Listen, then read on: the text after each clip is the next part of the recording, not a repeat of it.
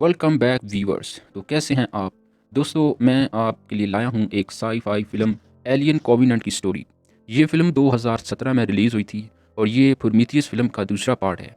इस फ़िल्म की कहानी को समझने के लिए मैं आपको रिकमेंड करूंगा कि इसके पहले पार्ट की वीडियो ज़रूर देखें। वीडियो का लिंक नीचे डिस्क्रिप्शन में है। तो चलें शुरू करते हैं आज की एक्सप्लेनेशन। इस फ़िल्म के शुरू में हम पीटर नामी एक साइंटिस्ट को देखते हैं। ये वही पीटर है जिसे प्रोमीथियस पार्ट में एलियन ने मार दिया था, लेकिन यहाँ पर वो काफ़ी यंग है और इसने एक और रोबोट बनाया है जो पिछले वाले से भी ज़्यादा जदीद है। और इसकी सबसे ख़ास बात ये थी कि ये कभी मर नहीं सका। अब सीन शिफ्ट होता है लगभग 70-80 साल बाद, जहाँ हम एक स्पेस शिप को देखते हैं जो स्पेस में तकरीबन 7 साल 4 महीने से ट्रैवल कर रहा था। इस वाले स्पेस शिप को भी पीटर की कंपनी ने बनाया था, क्योंकि जो इनका पिछला मिशन था जिसका नाम उन्होंने प्रोमीथियस रखा था, वो किसी अनजान प्लेनेट पर खो गया था। और अब कोवेनेंट शिप दोबारा से इसी मिशन पर निकला है ताकि वो पास वाले किसी प्लेनेट पर इंसानी कॉलोनी बना सके। इसके बाद हम विक्टर को देखते हैं जो डेविस जैसा दिखता है, लेकिन ये दूसरा रिपोर्ट है क्योंकि डेविस इस प्रोमीथियस वाले मिशन में गायब होने के बाद दोबारा कभी दिखाई नहीं दिया।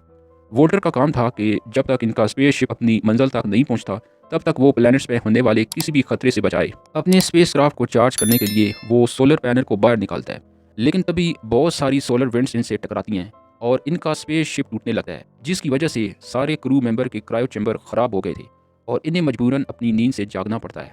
वोल्टर सभी को बचाने की कोशिश करता है, पर इनके कैप्टन के स्लीपिंग पोर्ट में आग लग जाती है और वो इसके अंदर ही मर जाता है। इसके साथ इसकी बीवी डैनियल भी स्पेस ट्रैवल कर रही थी और वो अपने शौहर की मौत पर सदमे में थी। वोल्टर इन्हें बताता है कि इनकी शिप 17% डैमेज हो चुकी है और इनके 47 लोगों की मौत हो चुकी है। इनका नया कैप्टन क्रिस्टोफर इन्हें कहता है कि हमें जल्दी से इसे रिपेयर करना होगा, जिसके बाद वो मिलकर सोलर पैनल की रिपेयरिंग शुरू करते हैं और पैनल के ठीक होते ही इनके शिप में दोबारा से एनर्जी सप्लाई चालू हो जाती है। पर तभी डैनी नाम के एक इंजीनियर को एक अनजान सिग्नल मिलता है। इसको डिकोड करने पर इन्हें पता चलता है कि वो सिग्नल एक सॉन्ग था, वो भी ऐसे सिंगर का जो ज़मीन पर रहता है। अब इसको स्कैन करने पर इन्हें एक प्लेनेट की लोकेशन मिलती है जहाँ से ये सिग्नल आ रहा था। फिर वो फैसला करते हैं कि ओरिया 6 पर जाने से पहले इस प्लेनेट को देखेंगे और आखिर कुछ हफ्तों के सफ़र के बाद वो इस अनजान प्लेनेट पर पहुंच जाते हैं। वहाँ का आसमान काफ़ी गुबार था, लेकिन ज़मीन के नीचे की हवा बहुत साफ़ थी। वो सभी लैंड करते हैं और इस सिग्नल के पीछे जाने लगते हैं और इन्हें वहाँ गेहूं की फसल भी मिलती है जिसे उगाया गया था। इसका मतलब यहाँ पर पहले भी कोई तो आ चुका है।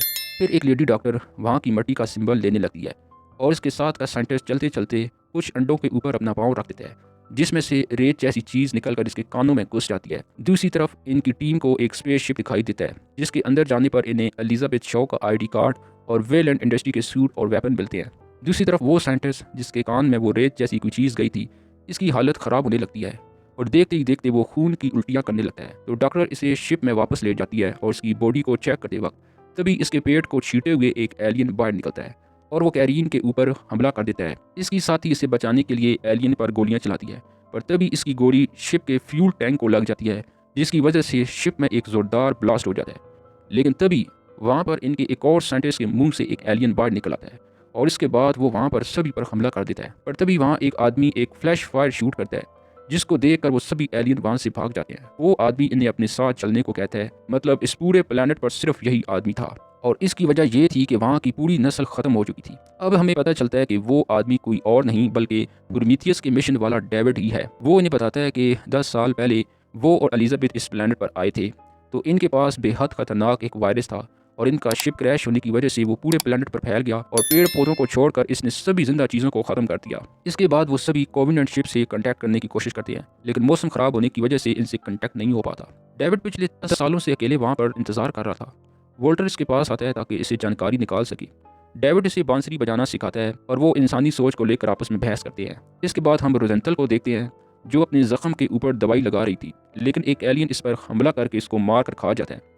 इसके बाद डेविड देखता है कि एलियन रोजेंटल को खा रहा है और इसका कटा हुआ सर पानी में पड़ा है, पर एलियन डेविड को मारता नहीं बल्कि इसे जुड़ने लगता है, क्योंकि डेविड वैसा नहीं था जैसा हम इसे समझ रहे थे, क्योंकि इसी ने 10 साल पहले जानबूझकर इस प्लेनेट पर वो वायरस फैलाया था। क्योंकि जब इसे पता चला कि इंसान वक्त के साथ साथ बूढ़े भी हो जाते हैं और मर जाते हैं, तो वो खुद को खुदा के बराबर समझने लगा था। क्रिस्टोफर इसे एलियन के साथ देख लेता है और इस एलियन को शूट करके मार देता है और वो डेविड से कहता है कि तुम मुझे अब सच सच बताओ, नहीं तो मैं तुम्हें भी मार दूंगा। दूसरी तरफ डैनियल का कोवेनेंट शिप से कांटेक्ट हो गया था। इधर डेविड क्रिस्टोफर को वो वायरस दिखाता है और इन सारे एलियन को डेविड ने ही बनाया था और वो इन्हें कंट्रोल भी कर सकता था। डेविड इसे एक अंडे के पास लेकर जाता है और इसे बातों में लगाकर अंडे के करीब ले जाता है, जिसमें से एक एलियन बाहर निकल कर क्रिस्टोफर पर हमला कर देता है। वॉल्टर डेविड का पीछा करते हुए डेविड की लैब में आ जाता है, जहां वो एलिजाबेथ की डेड बॉडी को देखकर समझ जाता है कि वो किसी क्रैश में नहीं मरी थी, बल्कि डेविड ने ही इसे मारा था। डेविड इसे कहता है कि हम इंसानों से बेहतर हैं, हमें इनके नौकर बनने की ज़रूरत नहीं है, ये सब कुछ मैंने बनाया है और तुम भी इसके हिस्सेदार बन सकते हो। लेकिन वॉल्टर डेविड जैसा नहीं था, इसलिए डेविड इसकी मेन सप्लाई को काट कर इसे मार देता है। इसके बाद डैनियल भी डेविड की लैब में जाती है, जहाँ इसे डेविड की असलियत पता चल जाती है, इसलिए डेविड इसको भी मारने की कोशिश करता है, पर तभी वॉल्टर इसे आकर बचा लेता है और डैनियल और वॉल्टर वापस शिप की तरफ भागने लगते हैं। पर इनके पीछे पीछे एक एलियन भी कोवेनेंट की शिप पर चढ़ जाता है और अंदर घुसने की कोशिश करता है, और डैनियल शिप के एक रोबोटिक आर्म की मदद से इस एलियन को नीचे प्लेनेट पर फेंक देती है, और इस तरह वो इस प्लेनेट से बच निकलते हैं और वो लूबस का इलाज करते हैं। लेकिन अगली सुबह शिप के अंदर इन्हें एक वार्निंग मिलती है कि इनकी शिप के अंदर कुछ अनजान चीज़ आ गई है, और वो चीज़ लूबस के पेट से बाहर निकलती है। मतलब शिप में फिर से एक एलियन आ गया है, और डैनियल वॉल्टर से कहती है कि वो स्पेस के बाहर के दरवाजे को खोल दे, और डैनियल को देखते ही वो एलियन इस पर हमला कर देता है, और डैनियल चालाकी से इसे एक फाइबर ग्लास के पिंजरे में बंद कर देती है, और वॉल्टर शिप का दरवाज़ा खोल देता है और एलियन शिप से बाहर गिर जाता है। इसके बाद शिप दोबारा से ओरियन 6 की तरफ जाने लगता है, और वॉल्टर दोबारा से डैनियल को स्लीपिंग चैम्बर में सुला देता है। लेकिन तभी डैनियल को पता लगता है कि ये वॉल्टर नहीं बल्कि डेविड है, और वॉल्टर शायद इस प्लेनेट पर मर चुका था। मगर डैनियल कुछ करती वो गहरी नींद में सो जाती है। इसके बाद डैनियल अपने मुंह से एलियन के अंडे बाहर निकालता है, और वो ज़मीन को मैसेज भेजता है कि सोलर फ्लेयर की वजह से सब क्रू मेंबर मारे गए हैं और सिर्फ डैनियल और वॉल्टर ही जिंदा बचे हैं। यानी अब वो बाकी 2000 लोगों को मारने वाला है, और वो अब जहाँ पर भी जाने वाला है वहाँ पर सब कुछ तबाह कर देगा। और इसी के साथ ये फिल्म यहीं पर ख़त्म हो जाती है।